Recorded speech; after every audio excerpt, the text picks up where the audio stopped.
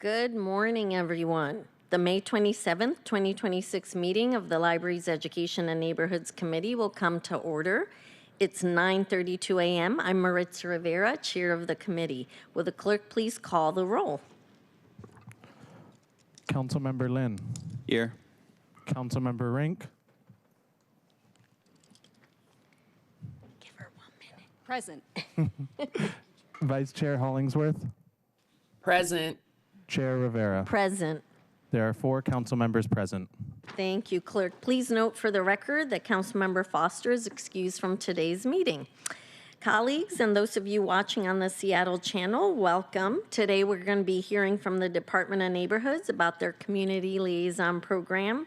Additionally, we will be voting to confirm several appointments today to the Community Involvement Commission, the Historic Seattle Preservation and Development Authority Governing Council, and the Pike Place Market Preservation and Development Authority Governing Council.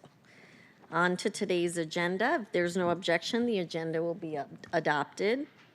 Hearing none, the agenda is adopted, and we will now open the hybrid public comment period. Public comment should relate to items on the agenda or within the purview of this committee. Clerk, how many speakers are signed up today? Currently, we have 0 in-person speakers and 0 remote speakers. All right, thank you, clerk. Given that, we are then, with no speakers signing up for public comment, the public comment period is now closed. We'll proceed to our items of business. Clerk, please read item 1 into the record. Agenda item 1, Department of Neighborhoods Community Liaison Program for briefing and discussion. This item has been read into the record. Colleagues, we haven't actually heard from the Department of Neighborhoods in a little bit about their work. We had the honor and pleasure of confirming Director Pham, but we haven't heard about some of their work. More recently, some conversations about the department's Community Liaisons program have come up recently, so I thought this would be a good opportunity to hear from the department about the liaisons' work in communities across the city. We're joined today by Daniel Sims, the Community Partnerships Director at the Department of Neighborhoods, and I think one other Don staffer. So Daniel, please state your name for the record, and then we can hear about the Community Liaisons program. Welcome. Welcome, council members. Thank you for having us here. My name is Daniel Sims. I'm the Community Partnerships Division Director for the Department of Neighborhoods. Thank you. Welcome. Is this on? Thank you, council members. I'm Lorraine Greening, and I'm the Strategic Partnerships Manager at the Department of Neighborhoods. Thank you. Great, thank you.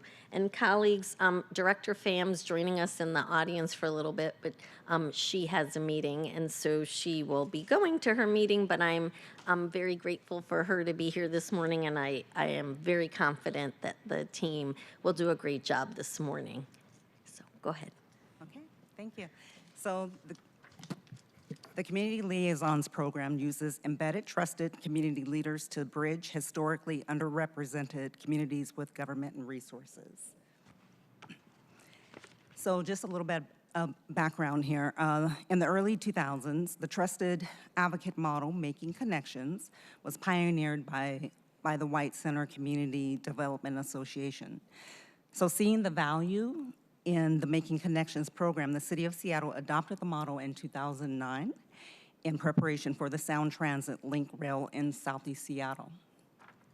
The program's earlier iteration became the Public Outreach and Engagement Liaisons program, which were diverse members of the community hired to gather input, provide language assistance, and support the light rail project events. The program later evolved into the Community Liaisons program that we know today and provides ongoing support for citywide projects that need on-the-ground support connecting with community. Through close collaboration with City Department project managers, Community Liaisons serve as a bridge for underrepresented communities to access city information, resources, and decision-making power in city government, thereby advancing the city's commitment to race and social justice and civic participation. These efforts significantly enhance the impact of outreach and engagement endeavors for citywide projects. Currently, there are over 30 community liaisons, and this tends to fluctuate depending on the need of the projects or citywide projects. As part of our onboarding process, we require them to participate in an initial and annual orientation that covers contractual expectations and best practices. And we actually have one happening currently, right now. Understanding that our communities are not monoliths, we continue to evaluate the program to improve how we engage our city's diverse communities. For example, to address modesty tenants, we've received requests for same-gender CLs when engaging some faith-based communities. As such, our team admin maintains a list of potential community leaders for future opportunities to partner with Dawn as community liaisons to address these gaps as the city's landscape continues to evolve.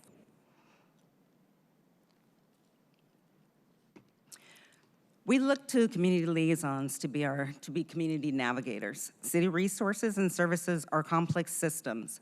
The CLs serve as guides for community members, and they are the folks on the ground, truly the most knowledgeable, acting as conduits for government back to the community. Recognizing representation as a critical juncture in many community members' intersectionalities, the community liaisons represent several languages such as Spanish, Chinese, Amharic, to name a few, and including our non-language focused communities, including Native, African American, LGBTQ+, people living with disabilities, housing insecure, and seniors. They all live CLs all live throughout Seattle and King County, and most of them have full-time jobs outside of this work. They work for nonprofits in education or social services. Their work as CLs include advising on outreach materials and strategic plans, participating in and convening focus groups, conducting door-to-door outreach and survey collection, working with ethnic media on ads and public service announcements, participating in committees and advisory bodies, translating and proofreading documents, and serving as interpreters during community events. Next, I will share 2 examples of the work CLs do.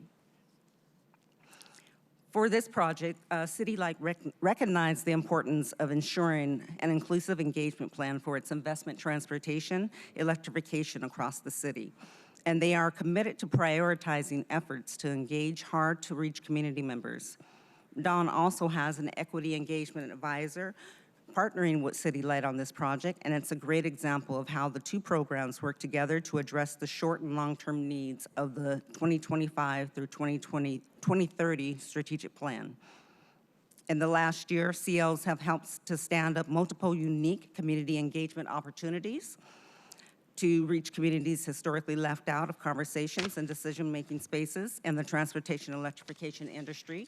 And the impacts of that was these events delivered 24 distinct language and cultural community events and spoke with 500 SCL community or City Light customers during the outreach process.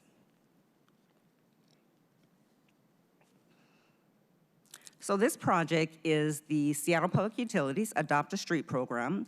It is one of the longest running community liaison collaborations starting in 2021. I understand that this case study may have been shared previously, but I just wanted to reshare it to reaffirm Dawn's longstanding partnership with utilities and the positive impact for community.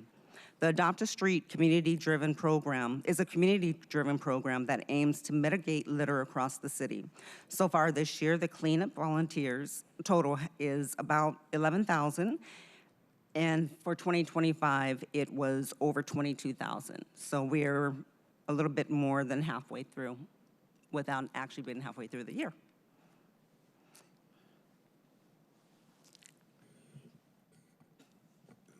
So as you can see on this slide, this is just a small sample of the amount of programs that the community liaisons are currently working on. They are connected to about 57 projects currently. The number fluctuates, it grows, it shrinks, just depending on other departments' engagement with DON. But also on this list, you can see the diversity of projects they engage in. It's outreach, sure, that's the connective piece, but at the same time, we have Rapid J-Ride, we have a Bitter Lake Reservoir project, We have Food Equity Fund, which is internal to Dawn. We have customer participation. So we touch a lot of other departments in the outreach they're doing. We come together, we partner with them, and then we actually bring in an element to that outreach that the departments don't necessarily have themselves, which is reaching out to the communities that Lorraine mentioned and also were on a previous slide. So if we're working on a project and we know that there's a large Spanish-speaking population within that community, or we know there's a large, Cantonese or Mandarin population, oftentimes departments will partner with us in our CL program to make sure that we're connecting, like the CL program is actually bringing the outreach and some of the planning on that project to the community. There's one thing in Seattle that I think we all notice is that Seattle gets more diverse. It might be me here who is proficient, I'm English speaking, I'm here in the community, but my neighbor might not necessarily have the same connection to city government or the same language skills that maybe I have as far as English are concerned. But I think their participation in the actual effort and their knowledge of what impacts their community for better or worse is still within them. They still know that. They still have a mind about that. So how is it that we help bring them into the conversation? How is it that we make sure that all voices are heard at the table as well as we can? And through the CL program, that offers us as a city an opportunity to do that. And I think that the CL program, as far as our partners have brought to our attention, is a program that they value as well in a way to bridge that and create more holistic outreach and engagement.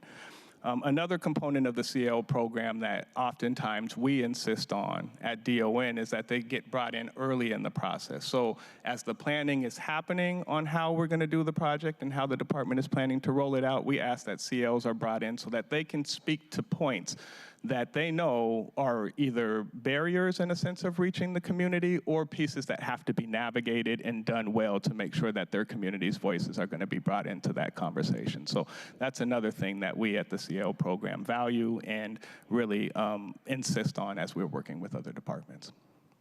And at this point, I believe we are at the conclusion of our presentation and open for questions. Thank you, Daniel. Thank you, Lorraine, for talking about the Community Liaisons program. It's one of many strategies that the department employs as you're doing the outreach in community. So this isn't the only program.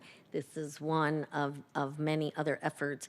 And I thought this was a program that we should hear about today because it is unique in that you're working with independent contractors on the ground in community to make sure that you both have the language skills, the language access, and also folks that are in that neighborhood who are working with folks in that neighborhood. And so this model works great in order to reach more people who may not otherwise. There might not be other, the mainstream ways of reaching people don't work. And so this is really a way to make sure we're capturing more people than we would in a mainstream outreach effort. Colleagues, I have some other comments, but if you have questions, I'm happy to have you. Councilmember Lynn, you are recognized. Thanks so much. Thank you for the presentation. And just wondering on that project list, so how do projects get on that list? What is the sort of timing required to get something on the list, or could you talk through that process? So basically, if someone is interested in wanting to work with the CLs, they would contact one of our CL program project managers, and they would have them complete like a vetting form, essentially, about the project, the timeline, the needs, and then whether or not it's someone we already have a contract with. So we have contracts with several different, a lot of the departments across the city, and so it just depends on if there's an existing contract that we already have, or if this would be a new contract. And so it's basically going through that vetting process. Our lead, Stanley, would then meet with them to walk them through the process or find out a little bit more information. And if it's something that then we take on, then there's an agreement on how many hours, potentially how many CLs, what the demographics of the community or the project would entail. And then we have an MOA, and we will create an IDA, IDA. And so we will have that process or that contract, and then they're kind of added to that list. And this list that was shown is about maybe half of what we're actually working with. So far this year, there are over 50 projects on the project list. So there are several more with other departments, some of the same repeating departments as well. But it's just basically walking through with them what they would need and getting them under contract. Okay. And then the coordination of the CLs. Thank you. And so I'm assuming there's a range of like how long these projects last, whether it might be a few months, just depending on the scope, or could you, are there some that go on for years, or, yeah, okay. The Adopt a Street program, thank you for that question. The Adopt a Street program is a perfect example of a program that is continuing to keep rolling over from year to year. So that one started during COVID in 2021, and we're still working with them, but there are projects that sometimes they only need. So there's one we're working with, the democracy vouchers for District 5, and that is a much shorter turnaround. Wonderful. And I'd love to get the full list of projects offline later. Thank you so much. Absolutely. Thank you. Thank you, Councilmember Lynn. Any other questions, colleagues? Councilmember Rink, you're recognized. Thank you so much, Chair. And I want to thank you all for your work, particularly on the Transportation Electrification Strategic Investment Plan, TSIP. I recall when we approved that last year, it was really astounding to have so many folks in community come around into the City Light Committee, which usually doesn't get a lot of attendees. But there was so many community members who came forward for the approval of that plan, which really reflected to me how much community buy-in there was on the strategies and approach. And I think that really is because of the work of the community liaisons. And so I would just want to acknowledge that and appreciate that. I do have a couple of questions for today. One being just looking across all of the different community liaisons and the different groups represented. Do we have any vacancies at this time? Or are there any specific groups that are historically just challenging to fill those roles? Thank you for that question. I think right now we are really trying to figure out some different ways to recruit or bring on Indigenous Native communities. And I think that's just been a gap that's hard to fill, but I think we're kind of landing on maybe some new approaches instead of maybe that contracting model that we have may not work. And so we're looking at other ways instead of maybe bringing on individuals, maybe actually contracting with community-based organizations instead. And I do think to the question, there are gaps that we have seen. I know we received recently a request for a Russian translator and community liaison, and we don't have one on the roster. So I think that is an opportunity that we're looking to fill. We definitely have room to grow the program, and we're not at the limit or anything at this point. So if there are people or folks that people know that would be able to assist, we would love to bring them in. But that's the gap that I know just most recently came up and was identified by our program. Oh, that's really interesting and good to hear you all are constantly kind of evaluating even if these categories are covering all of our bases in terms of representation and getting communities connected. Absolutely. Wonderful. I'll just close, actually, Chair, if it's all right, with just a quick story, because one of my first touches actually with Seattle city government was through the Community Liaison program. Many years ago, I had a friend who was a community liaison for the unhoused community, and they brought me alongside them to engage our unhoused neighbors, actually to bring them into City Hall and sit down with some SDOT planners, which I remember as a grad student at the time feeling like, wow, I didn't know we could do government this way. And I was astounded by the insights that our unhoused neighbors had related to transportation plans and street design. And it was really encouraging to see planners take that feedback seriously and present those plans. And so that was one of the first and early examples I saw of a local government trying to do work differently and really try and bring in voices who have not been included in decision-making tables. So I really want to thank you all for your work, and just wanted to lift up my appreciation for the program. Thank you, Chair. Thank you, Councilmember Rink. All right. I wanted to say about the program, I mean, I really appreciate how Don works with us sister departments to really make sure that as they're engaged in projects, that outreach is robust. And that's really what you do. You are, one of the main functions of your department is to do that outreach to community. And I so appreciate that. And I know that over the years, I'm just so happy to see 57 projects about, because I know over the years, one thing Don has done is really build your relationships with your sister departments in order to provide that support to them. And I think now they've embraced it. I've seen the change, and it's been really great. Outreach is really important when the city does any project, because people often will say, well, I didn't know that project was happening in my neighborhood or in the city. And we don't want folks to feel that way. We really all ways to communicate out to the public and let them know what the city's doing is really important. So that's why I really value the program. And I will say a real life example that I know about is when Deal was doing the Department of Education and Early Learning, the outreach work for the levies implementation and evaluation plan.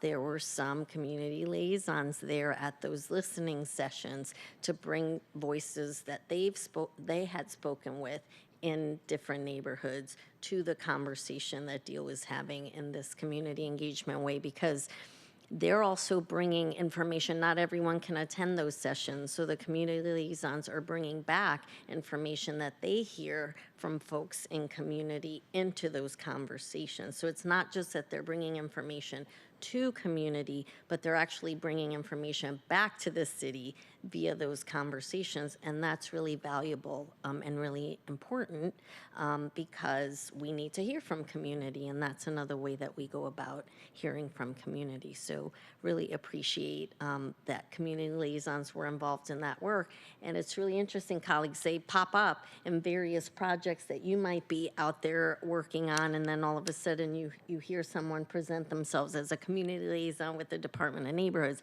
and then you know this is the program that they're a part of. And so that's why I thought it was important to do this presentation today, because not everyone is aware, and because they are folks that we contract with in community. It's not, they're not city staff, although we do have city staff also that does outreach work. So we're trying to get at the outreach work in multiple ways, and this is really one, it's a creative, in my mind, a creative solution and a really great solution for really bringing in, as we've talked about today, folks that might be not represented, or the mainstream ways of communicating are not going to work for certain communities, mainly, I think, because of this language access piece. So I did have a question, Daniel. You spoke to it, but just if folks are interested in becoming a community liaison, how do they sign up? Or is there like something on your web page, or how do folks get connected? Or if we know of folks, colleagues, because I know sometimes we know of folks in community that we think would become great community liaisons, how do we refer folks? So anyone who's interested in becoming a community liaison, they can send in a letter of intent and also a resume to the website. We can make sure that that's available to you, but it's to the email. And then we have someone who's monitoring that, and they are making a list, and one, they'll acknowledge that they've received it, and then when there are particular openings or needs that come up that fit the criteria of that person, then we will contact them to let them know that this is available. Are they interested? Meet with them, have a conversation. It's pretty informal. It's mostly making sure that, the connections that they have in community would fit the needs of what we might have on various projects. And so it's really just contacting us. It's not as formal as applying to the city. And so we're always accepting applications and resumes from folks who are interested. That's great. Thank you, Lorraine. And also, I'm looking at the list of projects, and they really just span the gamut here in terms of issue area, department, of course, and then, you know, anything from food waste prevention to our Vision Zero efforts, to our utility assistance program, to the library's work. It's such a great value, and it is. Councilmember Ring, something you mentioned about getting folks involved in government. You know, Don, of course, and I know you know this, runs the People's People's Academy of Community Engagement. Community engagement, that's right. And it's, you know, to me, I think of it as a civic 101. Not everyone knows how government works. Not everyone recognizes and realizes we're two separate branches of government, the executive and the council, and what we do and how we connect and work together on behalf of the folks in the city. Not everyone is well versed, and PACE does such a good job in that. And then also we put money in the budget this past fall to create opportunities for any individual that wants to do some type of civic engagement in their neighborhood to be able to access a little bit of money to be able to put an event together for their neighbors. Because I think in general, when the populace understands how government functions and works, it's for the benefit of everyone. And so we really work hard at the city to provide those opportunities to all folks across the city. And then, of course, we do more even to make sure that, because we have so many different folks and that speak different languages across the city, that everyone is represented, because everyone's voice is important. And so I always say you guys bring the fun and you also bring the inclusion. So I really appreciate your efforts. Thank you for being here this morning. And thank you to Don. I see other Don friends in the audience. Thank you for being here in support of your colleagues. Thank you. All right. Thank you. Thank you very much. All right, colleagues. Will the clerk please read items 2 and 3 into the record? Agenda items 2 and 3. Appointment 3498, the appointment of Olivia Barlow as member of the Community Involvement Commission for a term to May 31st, 2027, and appointment 3499, the appointment of Nagash Hassan as member of the Community Involvement Commission for a term to May 31st, 2028, for briefing, discussion, and possible vote. Thank you, clerk. These appointments have been read into the record. We're joined by Alvin Edwards, the Community Involvement Commission liaison at the Department of Neighborhoods. Alvin, please state your name for the record and you can present the appointments. Thank you, Council Chair. My name is Alvin Edwards. I am the staff liaison for the Community Involvement Commission. Shall I proceed? Go ahead. Thank you. This morning, I will be presenting the commission recommendations for 2 appointments to the Community Involvement Commission. These appointments correspond to the commission-selected seats 15 and 16 and are being put forth by our commission chair, Heidi Morissette. The Community Involvement Commission is made up of 16 members who advise mayor, city council, and the Department of Neighborhoods on equitable public engagement strategies with the focus on reaching underrepresented communities. So up first, we actually do have one of our commissioners up for appointment today, Olivia Barlow, in case you have any questions for her. Thank you for being here, Olivia. With your permission, I'll proceed with the bios. So Olivia's bio, Olivia moved to Washington State in 2024 following the completion of her BS in computer science at the University of Texas at Dallas. She previously spent 2 3-month internships in Seattle before accepting a full-time position at Amazon. Olivia is an active volunteer across Seattle and Bellevue, beginning at the Bellevue Botanical Garden in October of 2024. Olivia has also volunteered as an educator for all ages, but shines teaching adult student English/Korean language skills and methods for practicing crafting. Olivia draws from personal experience as a Girl Scout in Beaumont, Texas, a musician in Dallas, Texas, an exchange student in Suwon, South Korea, and now an atelier student at Gage Academy of Art. She loves to tell stories from her adventures and is passionate about creating spaces for people for all walks of life to exchange memories and new ideas. So that is Olivia.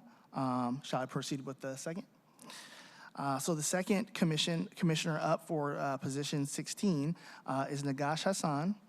Nagash is a community engagement outreach professional with extensive experience serving immigrant, refugee, and multicultural communities in Seattle. He currently works at Neighborhood House as an employment case manager and community outreach specialist, providing employment coaching, digital literacy support, individualized guidance, and outreach to connect underrepresented communities with vital resources. Since January 2026, he has also worked with Seattle Parks and Recreation as a community engagement ambassador, supporting community outreach, engagement, and connection to recreational and community resources. Previously, he served as a community connector with the Seattle Housing Authority, strengthening resident participation in policy and planning efforts.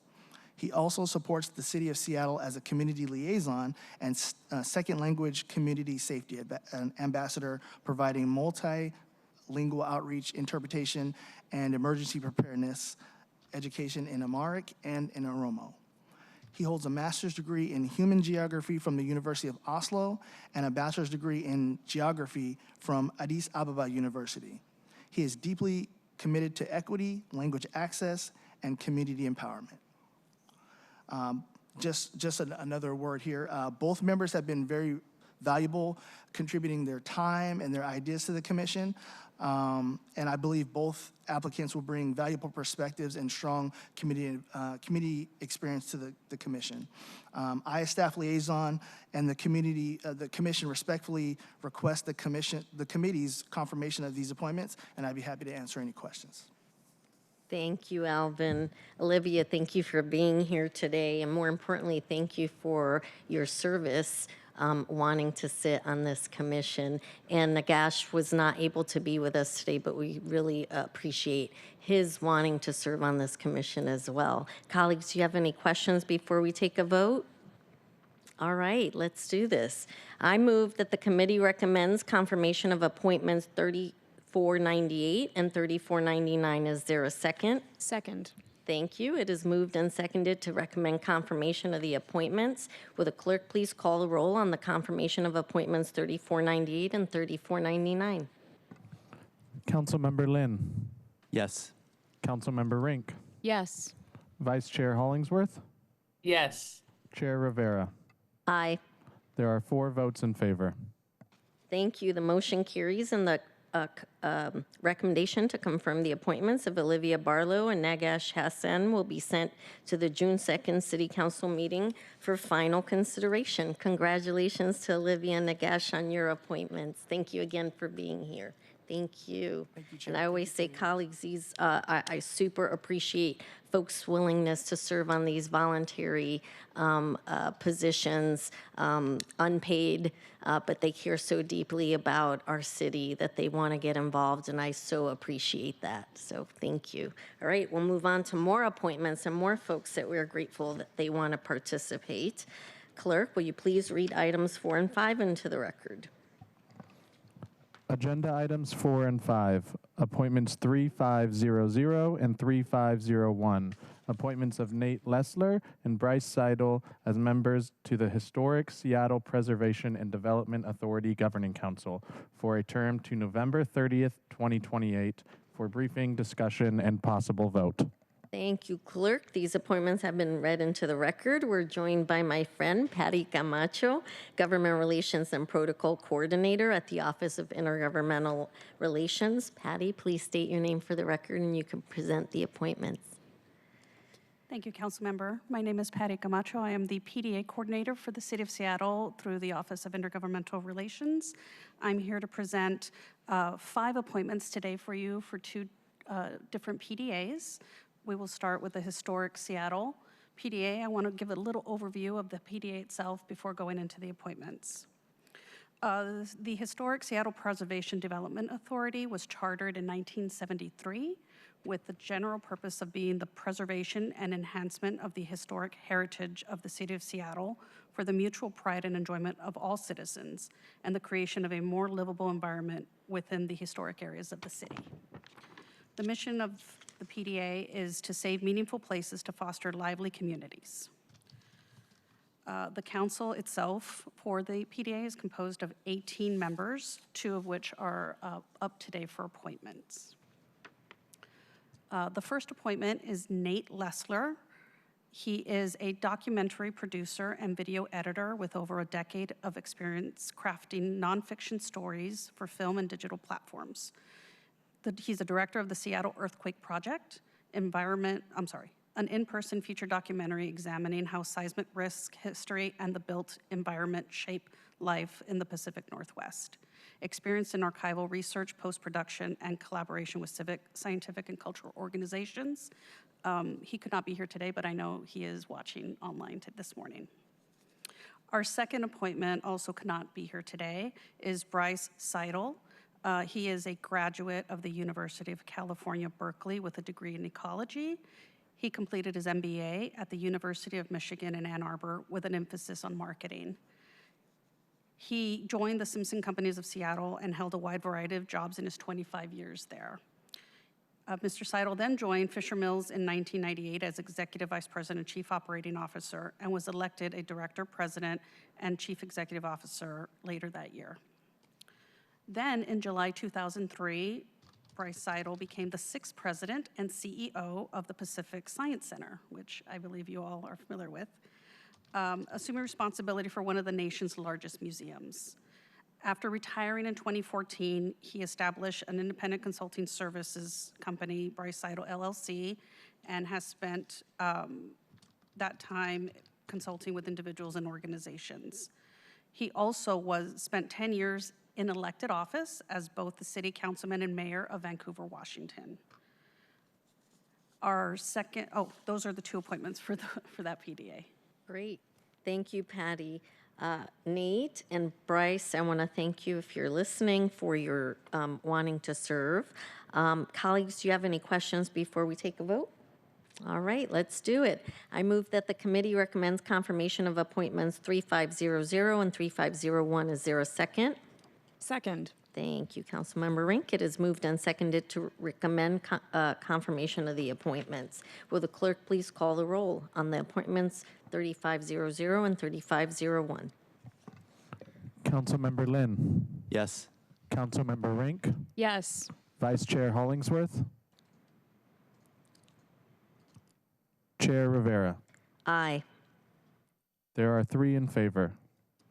Thank you. The motion carries, and the committee recommendation to confirm the appointments of Nate Lessler and Bryce Seidel will be sent to the June 2nd City Council meeting for final consideration. Congratulations to Nate and Bryce on their appointments. All right, Patty. Well, before you, Patty, will the clerk please read items 6 through 8 into the record, and then we'll get to Patty. Agenda items 6 through 8. Appointment 3502, appointment of Christopher Scott as member of the Pike Place Market Preservation and Development Authority Governing Council for a term to June 30th, 2026. And appointments 3503 and 3504, reappointments of Devin McComb and Paul Neal as members of the Pike Place Market Preservation and Development Authority Governing Council for a term to June 30th, 2029 for briefing, discussion, and possible vote. Thank you, Clerk. These appointments have been read into the record. Patty will be presenting the 2 reappointments and the new appointment to the Pike Place PDA Governing Council. Go ahead, Patty. Thank you. Thank you, Councilmember. The Pike Place Market is operated by the Pike Place Market Preservation and Development Authority, a not-for-profit corporation that was chartered as a result of voting in 1971. The Pike Place Market PDA, which began in 1973, owns and operates the majority of the buildings and open spaces in the market and manages the day-to-day activities. In addition to commercial holdings, the PDA also owns residential buildings LaSalle, Leland, Livingston Baker, Market House, Sanitary Market, Stewart House, Triangle and Western Avenue Senior Housing, and Heritage House. Today, we have 3 appointments, 1 new, 2 reappointments. I would like to point out that our 2 reappointments are here in the audience behind me. Thank you for being here. That is Devin McComb and Paul Neal. Devin McComb is a transaction real estate attorney in the Seattle office of Perkins Coie. He brings extensive expertise in real estate law to the PDA Council. Since 2021, he has served as chair and guides the council with an understanding of its cultural legacy and mission. A fellow of the American College of Real Estate Lawyers, he has previously served as chair of Washington State Bar Association Real Property, Probate, and Trust Section. In his personal life, he is active in his local community, whether it's leading a Cub Scout meeting or a soccer practice, and spends his best times with his wife and 2 sons. Our next reappointee is Paul Neal. Paul is a principal of 6H Consulting, a marketing and brand consultancy he created in 2001. The firm helps organizations of all types and sizes build richer, stronger relationships with customers in line with their overall business goals. Its work includes strategic planning, market analysis, product development, brand development, and communications planning. He has lectured on branding and marketing at the University of Arkansas, the University of Washington, and Seattle University. Advancing the work of community building and social justice organizations, he has also been a significant professional and personal focus. Since forming 6H, Paul has consulted with the Bill and Melinda Gates Foundation, Pivotal Ventures, Seattle Parks Foundation, and Wing Luke Museum of the Asian American Experience. He is a graduate of Leadership Tomorrow and a past board president of the Northwest AIDS Foundation and Photo Center Northwest. Our last appointment today is Christopher Scott. He has been a Pike Place Market resident and active member of the constituency for 15 years. He is a strong activist with an interest in supporting the vibrant market community. His professional experience includes work in retail, which helps him understand the needs of market workers and businesses. He has also served in a variety of offices with the constituency over his 50 years as a member.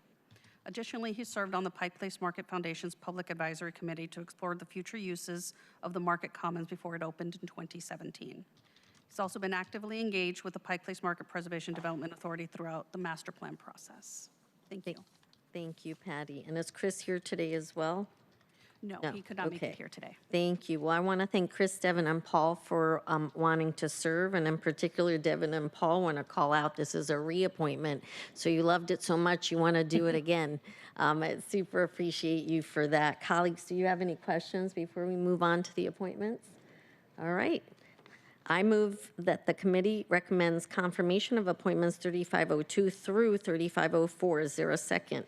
Second. Thank you. It is moved and seconded to recommend confirmation of the appointments, both the reconfirmations and the new confirmation. Both the reappointments and the appointment. Will the clerk please call the roll on confirmation of appointments 3502 through 3504?